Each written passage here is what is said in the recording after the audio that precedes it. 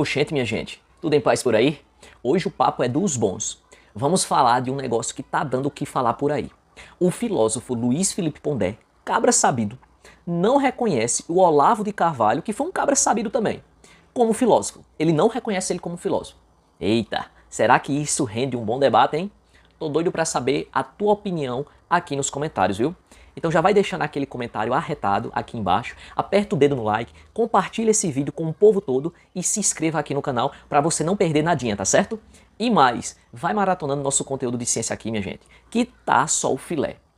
Hoje a gente vai dar uma olhada num trecho do podcast Ticaracaticast. É esse nome mesmo que ainda eu estou aprendendo e minha língua é presa. Que é apresentado pelo Bola e pelo Carioca.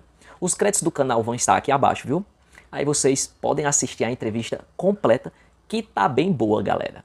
Sem mais enrolação, vamos embora pro vídeo. Boa. É isso aí. E põe do Pablo, não tô zoando. Muito obrigado. É o pesado. Muito obrigado. Não, eu tô enchendo o saco, mas assim, é muito bacana ver eu nunca imaginei que o Brasil pudesse ter tantos expoentes da filosofia em voga. Porque É muito louco mesmo. é muito louco, É. não é, Pondé? É assim, mas você estava brincando imitando o Cortella, então eu vou lhe responder com uma frase que o Cortella costuma falar, Qual dela? que eu já vi ele falar algumas vezes, estando em mesmo eventos que ele, né? Que é a seguinte: toda vez que o mundo entra em crise, os filósofos se dão bem. Fica bonito isso. E a frase, apesar do seu caráter irônico, ela é historicamente fundamentada. A filosofia em Atenas cresceu quando Atenas se fudeu. Entendi. Quando ela estava em decadência, quando ela perdeu a guerra do Peloponeso para Esparta, certo? Quando a Aí que cresceu democracia a tinha ido coisa. pro saco. Foi aí que a filosofia cresceu. Então, se eu fosse fazer um raciocínio diametralmente oposto, né, e meio irônico, quando fica tudo muito bem, as pessoas ficam meio idiotas. Quando fica ruim, elas começam a ficar mais espertas. Então, quando o mundo está ruim, filósofo nada de braçada. Porque é uma técnica, uma arte, uma prática de você pensar nas coisas de uma forma um pouco mais consistente, distante do senso comum, com mais repertório. Então, normalmente, quando alguém presta atenção no trabalho de um filósofo e entende alguma coisa do que ele faz, ela tem a impressão de que ela ficou um pouco mais inteligente para compreender o mundo. E aí, quando a coisa está ruim, ajuda. Daí ele falar, quando o mundo está mal, os filósofos se dão bem. E na tua opinião, quem que é o grande filósofo que você... Não, vou falar de Brasil. Hoje em dia, Não, hoje em dia não tem um grande filósofo. Hoje em dia não tem. Não tem assim...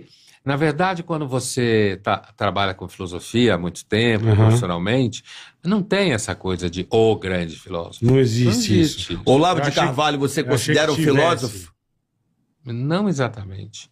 Eu considero um self-made Um self-made? man. Você não o considera um filósofo, Olavo? É assim, Com a quantidade de livros isso não significa não nada. significa a priori, nada. Nada. Agora, não há dúvida que Olavo de Carvalho, ele formou toda uma geração, ele tinha um excelente repertório, ele tinha uma reflexão em política, né? Sem dúvida ele tinha isso. De sociedade, de comportamentos e de movimentos da sociedade. Ele tinha, mas ele tinha todo esse trabalho dele, esse repertório dele, do meu ponto de vista, era excessivamente enviesado ideologicamente.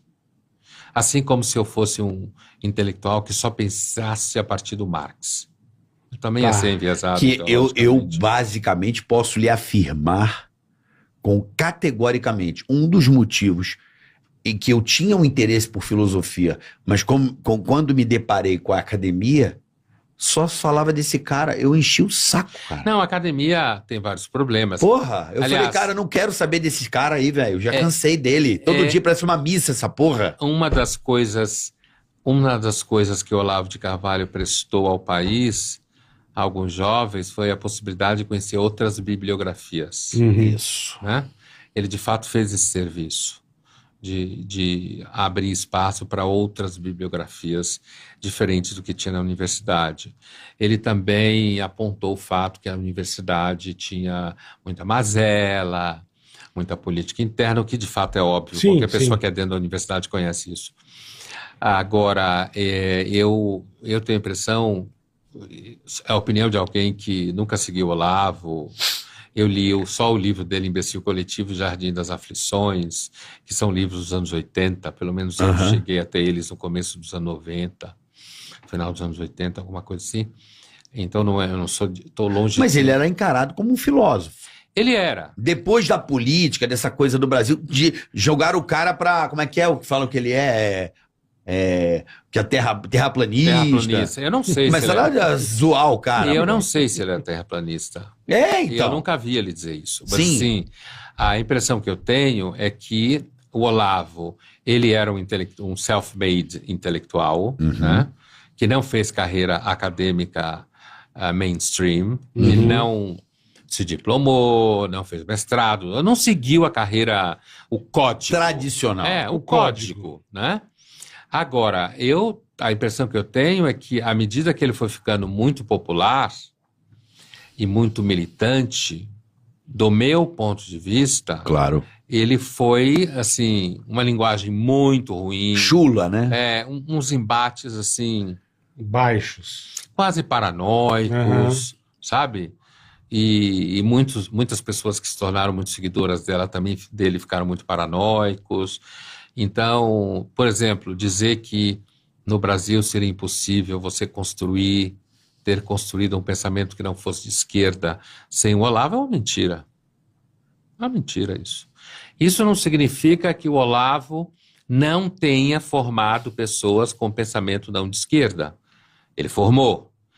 Mas dizer que por isso não haveria pessoas que não fossem de esquerda, que não tivesse sido formada pelo Olavo, é uma mentira empírica. Ele teve muito aluno, né, cara? Teve. Esse cara foi um puta hit, né? Assim. Foi. E Sem tem a dúvida. sua importância. Eu acredito que ele tem a sua importância até pela sua capacidade de absorção de informação. E que é o mais difícil, né, Bola? Você pega uma biblioteca inteira e você tentar difícil, traduzir isso Tudo. para as pessoas é um trabalho de poucas pessoas. Eu Tem acho- essa força. Eu acho que a militância dele estragou ele, do meu ponto de vista. Porque acho E eu que concordo, de certa militância forma. estraga a intelectual. Porque ele entrou muito aquela figura do ódio, né? Do tipo assim, ódio aos comunistas, ao invés de tentar compreendê-los e tentar, ao invés de xingá-los, ofendê-los e tentar mostrar e trazer pro outro lado do não.